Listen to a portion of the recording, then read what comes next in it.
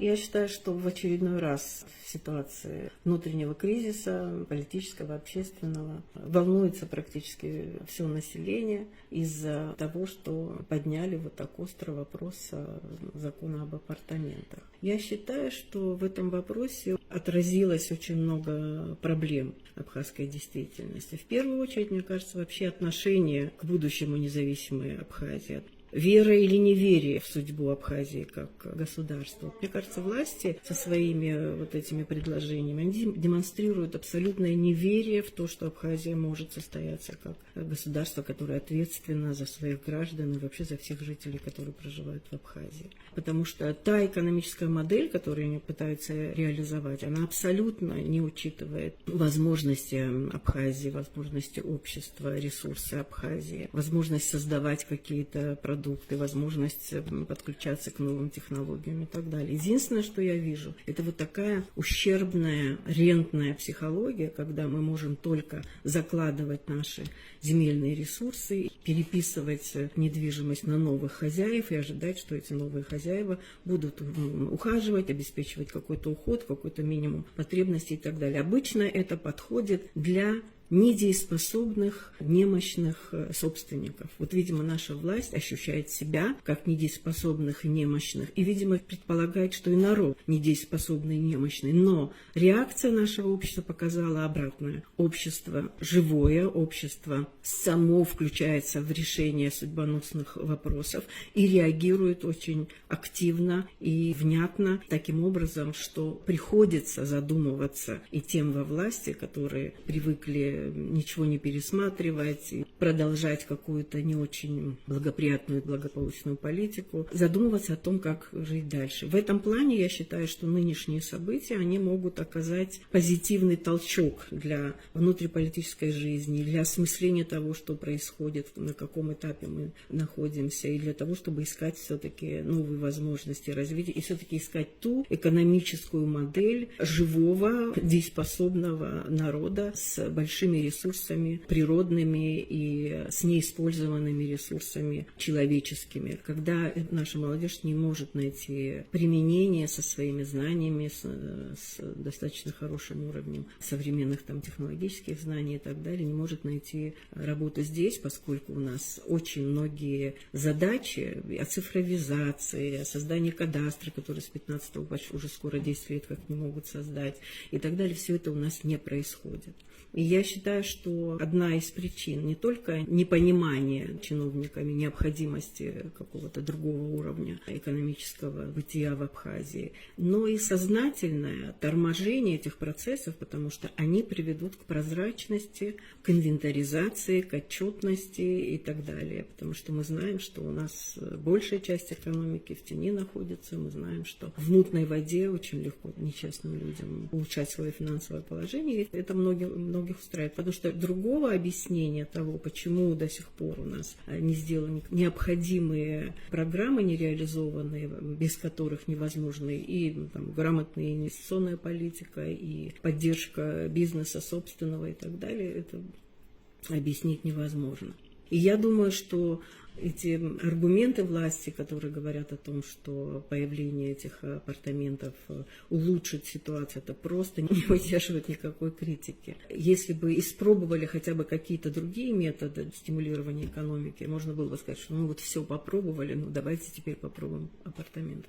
Но у нас даже нет никакой программы льготного кредитования наших предприятий, которые молодые осуществляют и так далее. Огромные проценты в банках и прочее. При том, что предполагаемые это олигархи, которые готовы большие проекты здесь осуществлять, они освобождаются от налогов на чуть ли не до десятилетия, им предлагают открывать здесь свои отделения банков и так далее. То есть все, что губит абхазскую экономику, а не даст развиваться. Поэтому это очень сомнительные проекты с этими апартаментами. Мы понимаем, что это продолжение той политики, когда пытались протолкнуть закон о продаже недвижимости вообще по всей Абхазии. Мы это все помним, это было в 2015 году впервые. Помним, что тогда тоже благодаря тому, что гражданское общество встало, было такое сопротивление, не удалось тогда этот закон реализовать. Но в той или иной форме эта идея идея продолжает существовать, идея, которая может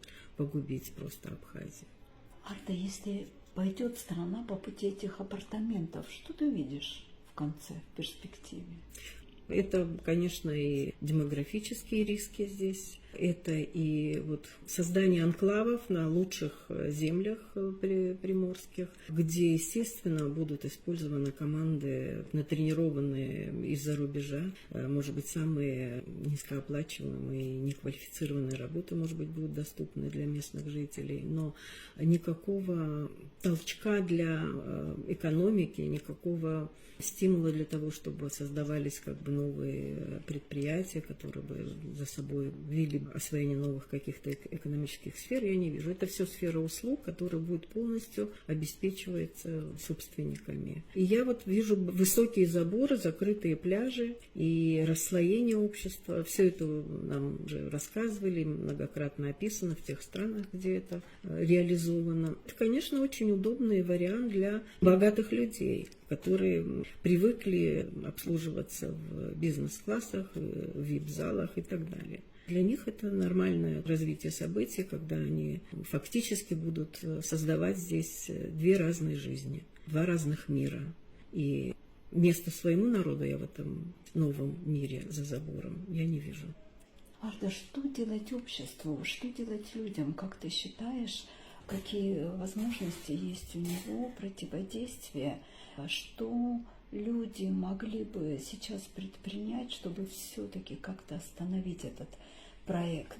Я думаю, что есть очень позитивные сигналы сегодня в этой борьбе, особенно что касается повышения роли парламента. Мы сейчас видим, что каждый парламентарий вспоминает о своих избирателях. Вернее, это происходит наоборот, избиратели вспоминают о своих депутатах, но это взаимное общение, я думаю, что оно очень важно и для тех, и для других. И я думаю, что вот эта природа парламентаризма, она сейчас больше прочувствуется в абхазском обществе. И я думаю, что вот эти встречи, которые одна за другой происходят в разных районах Абхазии, не только восточных, это очень важно для какого-то осмысления нашей политической системы, от того, как она должна работать. Я думаю, что те, кто сомневались в том, что укрепление парламента – это путь Абхазии, я думаю, что они сейчас получили какие-то важные аргументы в пользу такого развития событий. Я думаю, что это очень полезно. И в этом плане я считаю, что вот эта активность гражданская, активность избирателя, она очень важна. И мы видим, как в таких обсуждениях, дискуссиях, дебатах все-таки удается переубеждать, когда используются аргументы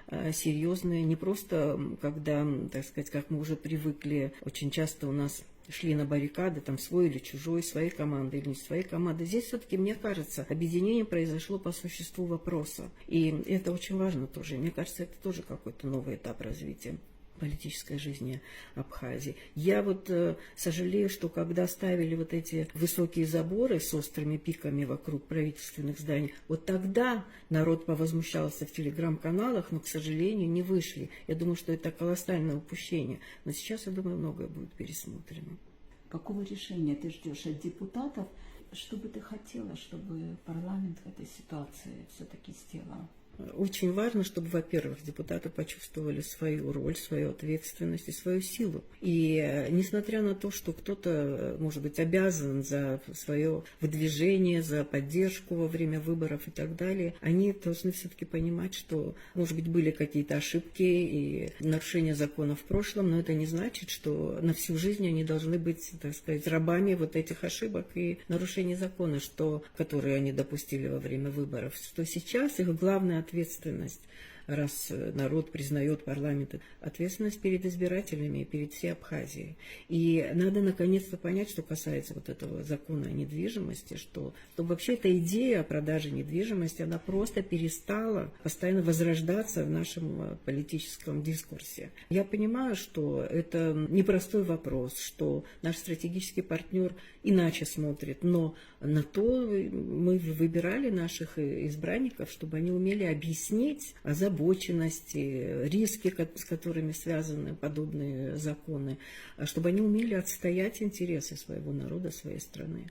Я думаю, что сейчас народ, который поддерживает депутатов, принимающих ответственные решения, это колоссальная сила, которая должна давать уверенность нашим депутатам принимать все-таки ответственные решения в интересах страны. Люди в день сессии должны подойти к парламенту? Обязательно, обязательно. К сожалению, не всегда эта информация вовремя поступает, но я думаю, что есть уже достаточно депутатов, которые пообещали, что ни в коем случае это не будет происходить тайно, как это бывало прежде. Поэтому я уверена, что люди придут.